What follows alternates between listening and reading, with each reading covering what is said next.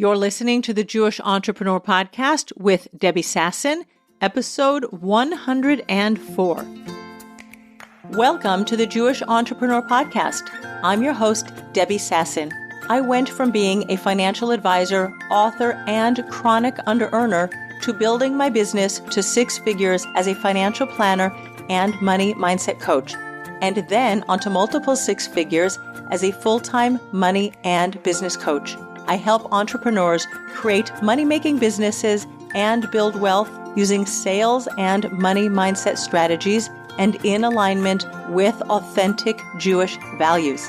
Now, let's dive in to today's show. Hello, my friends, and welcome back to the podcast. In case you have been listening week by week, I have decided to go back to saying hello, friends. It was way too cumbersome saying hello, business owners. That is just too many words to roll smoothly off my tongue. And anyway, if you're listening to me on a regular basis, we must be friends already. We are definitely BFFs. And I want to make sure when I introduce the podcast, you remember that too. So hello, my friends, and welcome back to the podcast. Before we go into today's episode, where we are going to speak about how to fail, it is a very important topic for all business owners. And I know we all want to not fail. We don't want to have to feel that devastating feeling that happens when you fail, that feeling of failure. First of all, it's all optional. You don't need to feel it. But we're going to talk about that after I remind you that my group coaching program, Wired for Wealth, is currently open for enrollment. In November, I am taking 4 new clients through my signature coaching program. In Wired for Wealth, our primary focus is you dissolving money blocks, really clearing any resistance you have to earning more money, to asking for money, especially on a sales conversation. When you know how to master sales conversations and don't make it about the price is reflective of the long-term value of the results that your clients create when you work with them. The price is really just something outside of everything that you deliver in the way you serve your clients, whether that is writing copy for them, creating a website for them, taking photographs for them, coaching them, whatever you do, it has a price. Of course it does. We make money in our businesses. We are for-profit businesses. And the way you help your clients get from where they are today to where they want to be, and really when you help your clients commit to themselves and the changes and transformation that they want in their life, you do that through a sales conversation. It's all about serving your clients and helping them get to that big vision that they have for themselves. It's not about the price. It's about everything you give and deliver when you work with your clients. We master sales conversations in Wired for Wealth because unless you want to get bogged down with fancy funnels, or if you want to pay for ads on Facebook or Instagram or even on Google, if you don't want to have to pay for ads, but you want to have that personal one-on-one connection with your clients before they buy, we do that by mastering sales. And you know what else? We also do it by mastering sales in the way we write copy. In my coaching program, Wired for Wealth, there is a channel in our Slack community just for copy feedback. And this week, one of my clients, she is launching a retreat, and she posted the emails that she is writing to her clients, and I tweaked her copy for her. And she said right after she sent one of her emails, like 20 minutes later, she came back and said, wow, I don't know what that changes that you made. I mean, I actually made a lot of changes because she's just learning the fine art of writing emails. None of us were born with this skill, but she said so quickly 10 people responded to her email because she learned how to write content that sells. It is such an important skill, and we work on that over and over again in Wired for Wealth. This is the last time I'm going to be offering Wired for Wealth in 2023. When you join now, you get to join our Sales Conversation Mastery workshop on the 28th of November. It is a 90-minute workshop. Everybody in Wired for Wealth gets to join. And that is the first step that you're going to take in mastering your sales conversations. So go to my website now, debbiesasson.com/wealth, and take a look at everything you get in Wired for Wealth. This is a lifetime access program, meaning I am never going to kick you out. You get to be in the program for life and get weekly coaching. I want to make sure that you are moving your business forward day by day, week by week, month by month, and that you don't stop at failure, which is going to bring us back to this podcast. But let me just finally remind you that Wired for Wealth is a $6,000 program. You can pay in full, or just for November, my Black Friday special is that you can spread the payments out over 11 payments of $600. Of course, my Israeli clients do pay VAT. I'm sorry about that. I am not in charge of the tax authorities, so it does include VAT. Anyway, go and check out all the details because you get sales coaching, money coaching. I help you if you have debt. I have clients who do have debt, and it's not a big deal. Business debt is a great way to invest in your business growth for the long term. We work on time management, helping you do only the things that matter to move your business forward. There is such an amazing amount of resources in our membership portal, some 10 to 20 minute trainings that are accessible to you on demand so that you can keep going forward and access what you need exactly when you need it. So please go and check it out. Or if you're just ready to sign up for a sales conversation, go to my website, debbiesasson.com/consult, and get on my calendar because this is the perfect time to close out your year strong and set yourself up for success in 2024. All right, my friends, let us talk about failure because my clients and you, I know it because I've been doing this for a long time, they don't like to fail. In fact, human beings in general don't like to fail. Our brains have been wired not to fail because back in the day when we were hunter-gatherers or we lived in caves and we really didn't have roofs over our heads and really strong homes like we live in now, any wrong move that we made out in the wild could have been like deathly, right? It could have been a real life or death failure. And so we're always looking around at our surroundings. We're checking it out, trying to assess the situation. Is it safe or is it dangerous? Because just imagine that you're outside and you hear some noises rustling in the bushes. Is that the wind? Is it a wild animal that's going to attack you? Is it going to be a poisonous snake that's on the ground that's going to come and bite you? We really have been wired in our brains to look around and make sure we're safe. That's how we protect ourselves. Your brain doesn't want to expose you to danger. Your brain doesn't want to feel any pain, for you to feel any pain in your body. It wants to keep you safe and comfortable and conserve energy in case you need to run away very, very quickly. Your brain is not wired for failure. So just from a neurological point of view, it feels extremely uncomfortable to put ourselves in harm's way and potentially fail. We also have a tremendous amount of conditioning and education from our childhood and all of the years that we were in school about how bad failure is, right? If you got a bad grade on the test and you had to bring your report card home to your parents, or maybe you had to bring your test home to your parents with all of those circles in red, right? That maybe said you needs improvement, or you could do better, or I expected more of you, or just X, X, X, X, right? All of the wrong answers. And even that is like jolting in your body.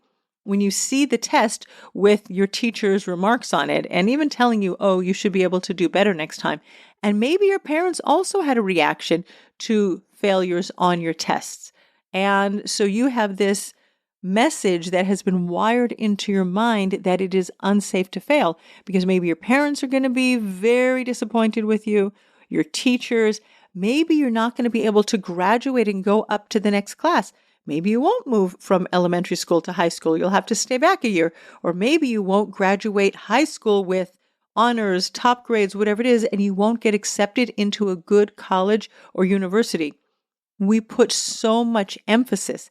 Our parents, our peer group puts a tremendous amount of weight on the grades that we get in school. And I'm not saying that it's not. And as a parent of, thank God, 8 children, it's not like we just let our children do whatever they want and sleep in until 10:30 every morning and wake up and just chill around the house. No, our kids get up, they go to school, and we do expect that they're going to put in effort to get decent grades, right? Everyone according to his intellectual capabilities. And thank God our children are blessed and, they're all decent students. But there is, in some circles, just so much pressure. And what does that pressure and what does that grade mean about you? We internalize failure as something huge. And for the life of a student, really, the educational system and framework is so much of their life that it does make sense that the feedback we're getting in our school system is making us think one way or another about ourselves. And so we have to mitigate that and balance that out with really looking at neutral data. So I went to my good friend Google, and with a little bit of curiosity in my mind about, what does failure even mean? So first of all, in the school system, and there were a couple of different school systems that were quoted, but anything between a 55 and a 65 on a test, meaning you got 65% right rather than 100%, or only 55% right, and anything below that, and that was a failure, which I thought was fascinating, because even if you get more than 50% of the material correct on your exams, it is still considered a failure according to most educational grading systems. And that was really mind-opening. And I was like, wow, over 50%, you did better than half right, and it's still considered a failure. Just think of that from the student's point of view. They're like, no, but I did most of it right. And somehow that number that has been scrawled in bold red ink on the test is, making that person, that poor, young child, internalize a message that they're not worthy, they're not deserving, that somehow they're a failure, even though they got better than 50% right. So that was quite an eye-opening statistic. I do have to admit that those weren't the grades that I got in school. And for me, because I was one of these high achievers, even a B for me was like death. It was horrible. I think I got some B pluses sometimes. I put a lot of pressure on myself. And now as an adult, I see that probably was not a very good idea, because I totally stressed out over my exams. All right. Now, I also grew up loving the game of baseball. I grew up in Los Angeles. We're big Dodgers fans in Los Angeles. And when it is baseball season, if I happen to notice something on the internet about the Dodgers and their baseball scores, and they are, one of the top teams in National League Baseball, if you happen to be a baseball fan like me. But here's the thing about baseball. There is your batting average. And when you are batting 300, meaning for a baseball player, a Major League Baseball player, to actually have a hit 30% of the time he is at bat, meaning he'll go up to bat 10 times and he will only hit the ball 3 times. That's called batting 300, which is 0.0300. So 30% of the time, only 30% of the time, he hits the ball, and that is considered a very good batting average, and batting 400 is almost unachievable. So just look at these 2 different metrics for what we call success and failure. In school, if you get below 65 or below 55, that marks you with a big F, failure. But in Major League Baseball, you get a 30 or a 40. 40 is almost unachievable. That's like an A+++. But even batting 300 is a very high score. So there are 2 different metrics for measuring failure. And then when I looked at business, for example, and we look at cold calls, right? There are salesmen who are telemarketers who do cold calling. Less than 2% of those cold calls convert, meaning there's going to be a telemarketer who is literally dialing for dollars, making 100 phone calls, and maybe 2 of them are going to convert into a paying client, which means that 98 times out of 100, that telemarketer is going to quote unquote fail. But it's not considered a failure because the metrics for that business are such that they just expect no, no, no, no, no, again and again and again. And they don't make it mean anything about them. They just like tick the boxes. Okay, got my 100 no's for today. That's fine. Let's just carry on. Now let's bring our failure a little bit closer to home. In my coaching arena, there are coaches who do live programs. That's what I do with my clients. I have a group coaching program. And there are other coaches or course creators who create courses that are passive income products and they live online. And for courses that are sold online, and some of them are with sales conversations, some of them are not with sales conversations, but for coaches who are selling courses online, the conversion rate is about like 2 to 5%, right? Anybody who's selling a digital product like a course doesn't expect a 300 batting average, doesn't expect a 55% or 65 or 70 or 85% conversion rate. They just expect that 2 to 5% of the people that they connect with are going to buy their course. And then when I move it closer to home to what I'm doing as a coach, then the average closing rate for sales conversations is between 25 and 30%. That's considered normal, meaning you're going to have 4 calls and only one of those people is going to convert into a paying client. Now, our goal in Wired for Wealth is an 80% conversion ratio. We focus a lot on mastering the sales process because I know that my clients are busy moms. They have a lot to do in their life. They've got their family. They have their business, they have serving their clients, creating content, writing emails. There is so much going on. And of course, we have our Jewish communities. And especially now, as I'm recording this, we are still at war with Hamas. We have a lot of demands and requests for our time and our energy. And I want you to make sure that when you get on your sales conversations, you get to convert 8 out of 10 people into paying clients, because that means you spend less time on Zoom or on the phone with potential clients, and you spend more time doing other important things in your life and your business. So we focus a lot and work really, really strongly to improve your conversion ratios. I really want 4 out of 5 people, 8 out of 10 people saying yes to you when you get on a sales call. That is our goal. That's how we measure it. Now, is it considered a failure if you only convert 1 out of 4? Of course not, because this is how we learn to fail. And we do this all the time in Wired for Wealth, is that we don't fail and make it woe is me, there's something wrong with me. We don't make it mean that our business is not going to succeed, right? You had a sales call, it didn't convert, and another one, and it's even 5, it's even 10, it's even 15. It can be 20 sales calls, and you still haven't converted a client. That is never, ever a problem, as long as you don't decide to stop there.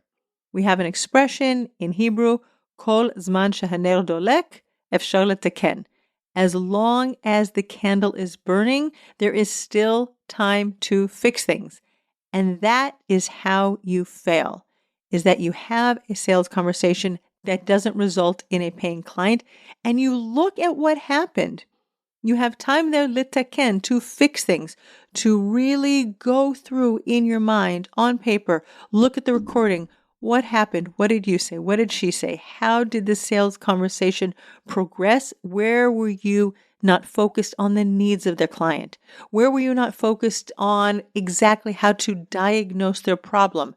Were you able to give them a proper treatment plan for how you were going to help them get from where they are to where they want to go?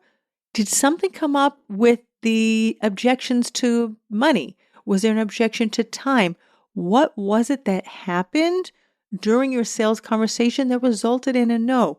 And as long as you continue to learn and tweak your process, right, then you are never failing. You're just learning.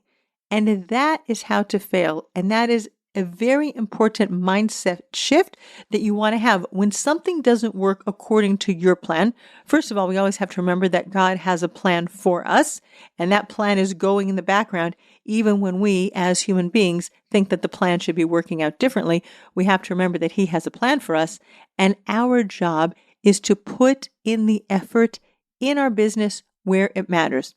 So you're going to go and look at what happened. And it can be on a sales call. It can be the way you managed your day. Maybe you thought that today I'm going to write an email to all of the people on my newsletter list, all my subscribers. And then all of a sudden it's like 9:00 at night. You're like, where did the time go? How come my email didn't get written? And if you go back and learn, just like you with the sales conversation, you go through from step by step what happened, similar with your day. What happened at 9 and at 10 and 11 and 12? Did you get caught up with your family? Did you end up doing laundry, cooking, cleaning up the living room? Did a friend call in need and you decided that you were going to put your business on the side and go help your friend, or you're going to help your community? Or did your friend call and you ended up having this chatty conversation for an hour? I know sometimes when my sister calls me from Arizona, it's already after my business day when she calls because we have a 10-hour time difference, but we can spend an hour to an hour and a half on the phone together chatting, and it's okay because it's at the end of my business day. But you really want to figure out what's going on in your business on a daily basis and to figure out where you're letting time slip through your hands. Where are you not doing the projects that you said that you were going to do?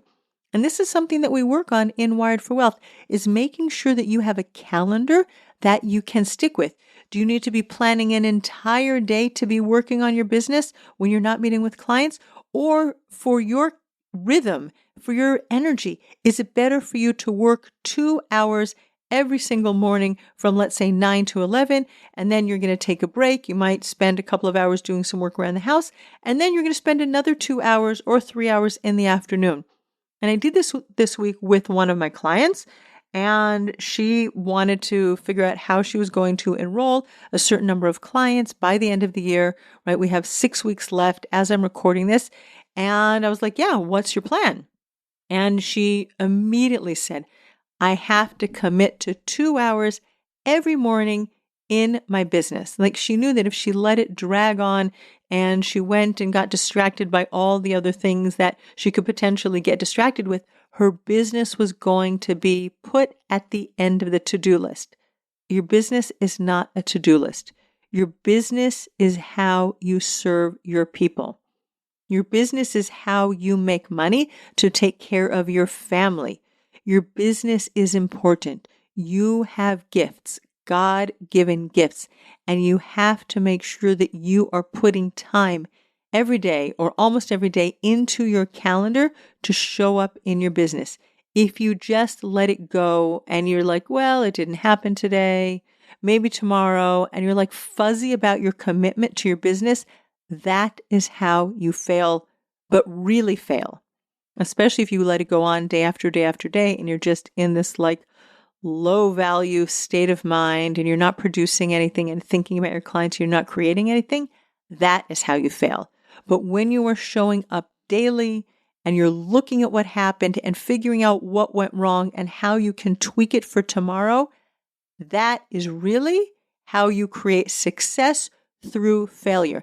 And that is what you want to have in mind when you fail, is that it's not the end of the road. It's just one step. And when you look at your steps and tweak the steps and get back on the road, you keep on going. And that is how you create success, and do it quickly. Don't delay. Don't make it mean anything about you. And just remember, there are so many different metrics, different ways for measuring failure, whether it's cold calling with a 2% close rate, or batting .300 in Major League Baseball, or our school scores were 55%, better than half, and it's still considered a failure. You get to decide what the metrics are for you, but whatever they are, don't take it personally. It's not about you. It's just about the success you're creating day by day in your business. And go out there. Your people are waiting for you. Show up. Let yourself be visible. Call in the clients who want to work with you. And when you join Wired for Wealth, I'm reminding you to go to my sales page, debbiesasson.com/wealth. Look and see all the resources that you get when you join. We will help you master your sales conversations so that you actually reach an 80% conversion ratio and you work with more people. And that's how you spread your gifts into the world and bring money into your family.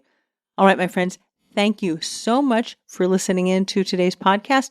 I look forward to seeing you next week on the Jewish Entrepreneur Podcast. Have a great week. Bye. Thanks for listening to the Jewish Entrepreneur Podcast. If you want to stop underselling and under-earning and close more sales, you need to clear the limiting money beliefs that are sabotaging your business growth. Head on over to debbiesasson.com/mindset and download my free Money Mindset Workbook. Uncover and dissolve money blocks like hundreds of other entrepreneurs who are now building 6, multi-6, and 7-figure businesses and creating true financial freedom.